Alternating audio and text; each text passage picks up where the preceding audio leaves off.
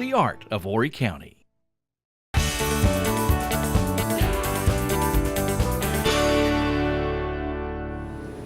It's Thursday, and that means Farmers Market Day for the International Culinary Institute of Myrtle Beach. Every Thursday, friends, you can come out here all year long and buy great stuff. Meet Jeff Blunt. He's head of baking and pastry degrees, right? Yep. I'm head of the Baking and Pastry Arts degree program here at ICI, and we always look forward to Thursdays because Thursday is the students get to partake in all these vegetables and things that these artisans bring from their farms. Sometimes these students have never seen fresh milk or fresh cheese or ramps or strawberries. They just think strawberries just grow all the time. And of course, I'm like excited the second week of April when Hyman Farms comes rolling into the parking lot and there's big buckets of strawberries, and I'm like sneaking out my door and I grab one and I'm like, I've waited a year for this. Because here at the school, we really practice what we preach. We don't use anything that's out of season. We try to do as micro-local as possible. And so having the farmers here as part of the International Culinary Institute, it's been nice because they're right out here in the hallway. We can talk to the farmers. We know what's coming into season. We know what's fresh, and we can somehow kind of get it incorporated into our classroom and also educate the students. And then that will go out into the industry. Even though you've been having good crowds on Thursday, we want you to have great crowds. And it's still a great secret here because, of course, Market Common has their own farmers market on Saturday. Yeah, that's outside. Right, but this is just yours, and it's inside in all the hot months, July, August, etc. And the other thing I think about ours is, so there's no resellers at all. It comes from the farmer. It doesn't come in these doors at all. We've been very, very strict about that. We don't want it to be just a craft. We don't want to see boxes with farmer's market from Columbia. So the farmers know it comes from your farm or you don't bring it. It's one thing to bring cheese from the farm next door. You know, when you're supplying eggs and milk and the next guy next door is doing cheese, that's one thing. But we're selling what's at these farms, and that's really a unique thing I think for us. And then being inside, so if it's raining or if it's hot outside, it doesn't matter. The farmers can relax and actually do that. And along with all the demos that we do a lot of food demos using some of those fruits and vegetables and the beef and the eggs and stuff. We do demos. A chef will come out and do a quick demo and show maybe what can be done with that, and we work hand in hand with the farmers. So Jeff, earlier I was in there sampling the bread, and there's nothing better than hot bread and fresh butter. Fresh butter, which we do have. Ben Williams comes out every week with rolls of butter, salted and unsalted, fresh eggs, and of course some cheeses from Happy Cow, which is great. You can Love those. Yeah, the Happy Cow cheeses is really, really nice, as well as buttermilk. And chocolate milk, and the chocolate milk is delicious. I've used it to make a couple of desserts here in the building, and it's nice. And he calls us ahead, and he'll actually reach out by social media and reach out and ask his customers, what would you like me to bring? And he'll actually bring a little bit extra, so that way everybody that comes can get what they need. So, what time's the farmers market on Thursday? Farmers market starts at 1. They start setting up right at 1 o'clock, and it runs until 6. And then of course there's that magical hour around 2:15. Depending on the day, because it's bread, we make all of our own fresh bread, and 90% of it is done what we call natural levain, no commercial yeast at all. So on a cold day or on a warm day, times vary, but the line starts to kind of collect at about 2:15, 2:30 in the hallway. And then depending on when the bread hits, we roll out these huge racks. It's about 250 pounds of bread dough, all different makes and models. The students do a wonderful job on it, and literally it's like get out of the way, the crowd runs in. It's amazing to see the people, and they're very, very, they talk to us on social media. They ask us about what kind of breads are you doing today, because we try to mix it up. The students can't just do the same bread every time. You have a lot of classes that you offer to the public, and I was surprised that your gluten-free class filled up like this, and you've got to offer another one. That must be incredibly gluten-free popular. class. It's the first time we've offered it, and it's sold out pretty quickly. Croissant class. We have a 2-day croissant class. We have some very unique classes here at the school. If you just want to come in and learn how to make croissants, Friday night, you make the dough, we laminate. Saturday morning, we finish baking. Of course, you have to taste and evaluate your work. Of course you have to taste. And then, of course, all the variations on those. But we have things for not just bakers. We have them for people that want to learn how to grill. We have that wonderful grill outside, and it works great. Sausage making, pasta making. So, and they can go to the website. It's part of our CCE website, Corporate Continuing Education. And there's a whole list, as well as, all the other opportunities. We even have demonstrations. We have a very interesting one coming up in August that is what we call a demonstration class. It's dinners for two. How do you plan your menu for the week? And how do you shop? And how do you actually plan out what you're going to do to help it? It's difficult, I think, for people to cook for two. I know it's difficult for me. I can cook for 5 pretty easily, but when it's just me and my wife, cooking a dinner for 2 gets pretty hard. And then, of course, it's that menu planning. So what we're going to do is we're going to actually walk our students through that day. And it's in our demonstration kitchen. You don't even have to get your hands dirty. You can just sit, watch, take the handout, absorb all the knowledge in a nice, relaxed, comfortable atmosphere, and then, of course, eat. And then ask questions, and then you're on your way to hopefully increasing maybe some of the things that you can cook. And if you don't understand how to cook some of those things, you can always sign up for a class where you can get hands-on, get your hands dirty, put an apron on, and get those knives out and chop away. I know during the summer you've got a lot of classes for young people as well, even some culinary camps. Yes, culinary camps. We have 2 weeks of baking for kids, 13 to 17-year-old. First week is beginner. We're going to get them how to make cookies, muffins, maybe some cupcakes.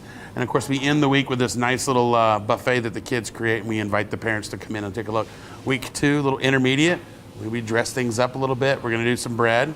We're going to possibly even go out into Market Commons, and we visit some of the local farmers. We actually go to a honey farm, a place where they're doing all the honeys. And then, of course, we're going to take a trip out to Hyman Farms and actually pick strawberries and then bring them back here to the school, and the kids learn how to use them. Then we turn around the following week and we do culinary camps. Now that's savory food with Chef Twaller. He's going to be doing basic knife skills, how to feed themselves, which is important, I think, without using a microwave.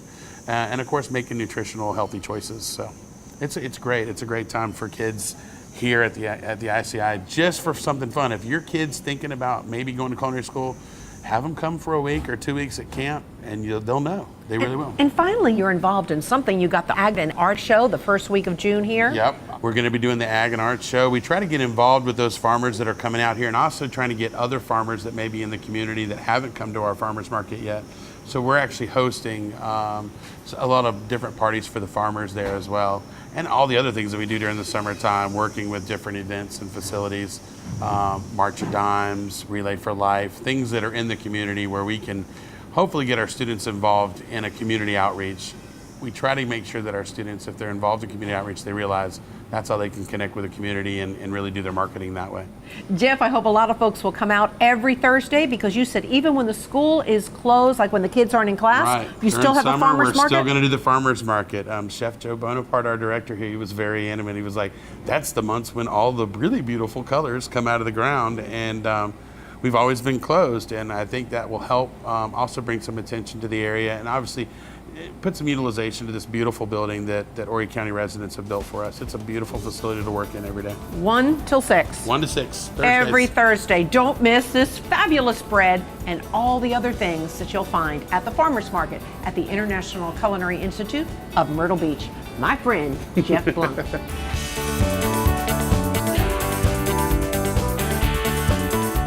Coming up, you'll learn all about a new nonprofit that's geared to ballroom dancing. For more than 60 years, HTC has been delivering worldwide connections from right here in our community. A community our employees are proud to support in every way, from coaching Little League sports to local fundraisers and quarterly blood drives. We sponsor and support the community and our school systems, recognizing greatness along the way. It's a commitment we take seriously, all to strengthen the connections here in our community. HTC, this is life. Connect with it.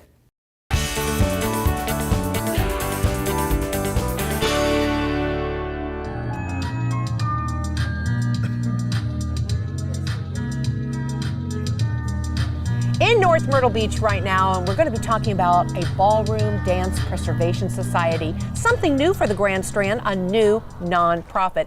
Meet Charlene Dougherty, and she is the president of this new organization. And how did you and your husband get involved in ballroom dancing? Oh, about 10 years ago, we were on a cruise, and we were taking some of the lessons that they offer on the cruise, and the bartender was assisting the dance instructor. And he said to us, you know, if it's something you like to do, you start now and you can do it together the rest of your lives.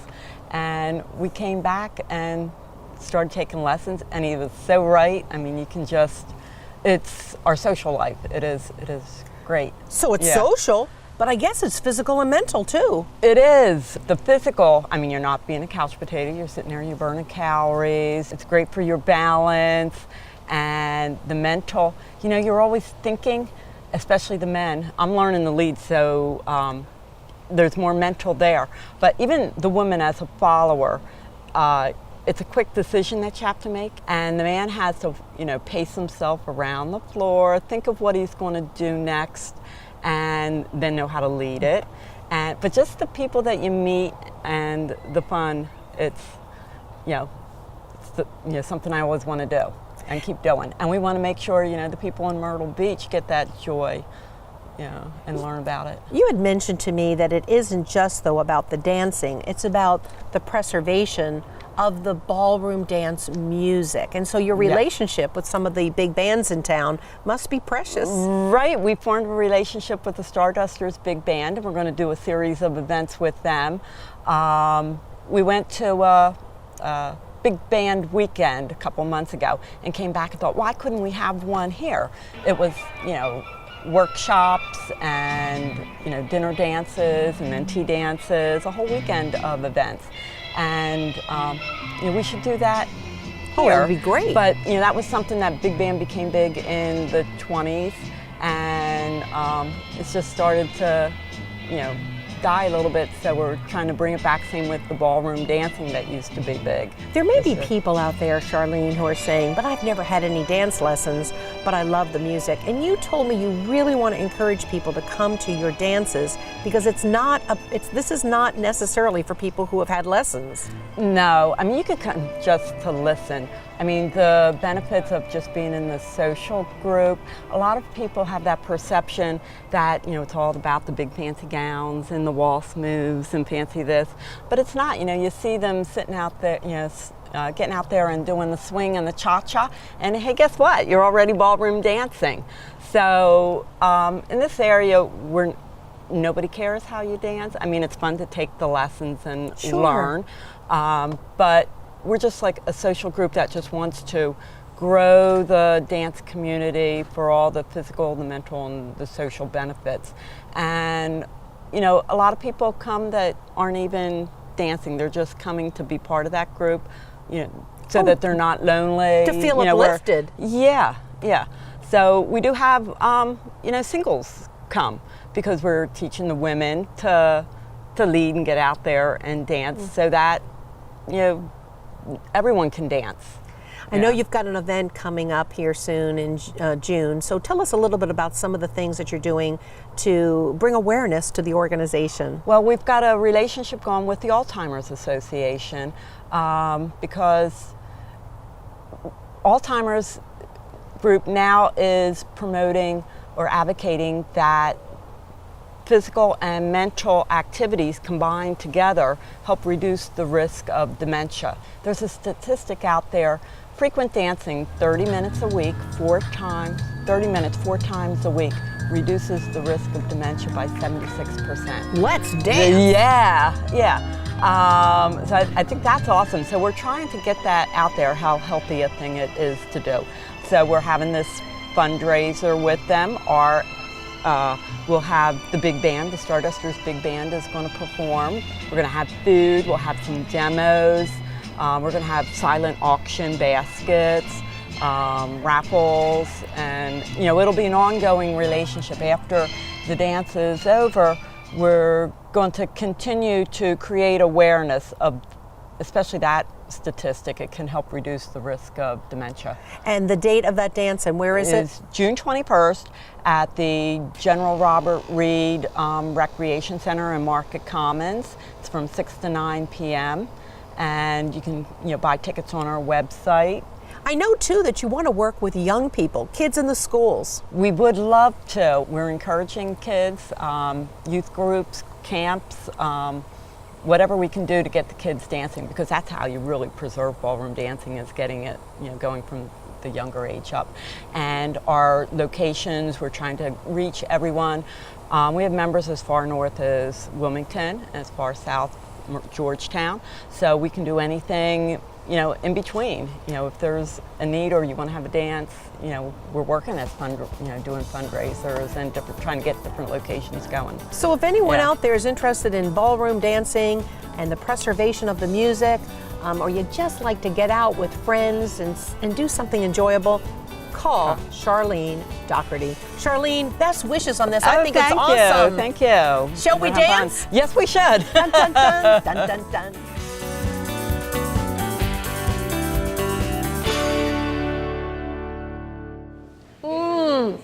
These strawberries from Hyman Vineyards are absolutely incredible. You don't want to miss the International Culinary Institute of Myrtle Beach's Farmers Market every Thursday, 1 to 6.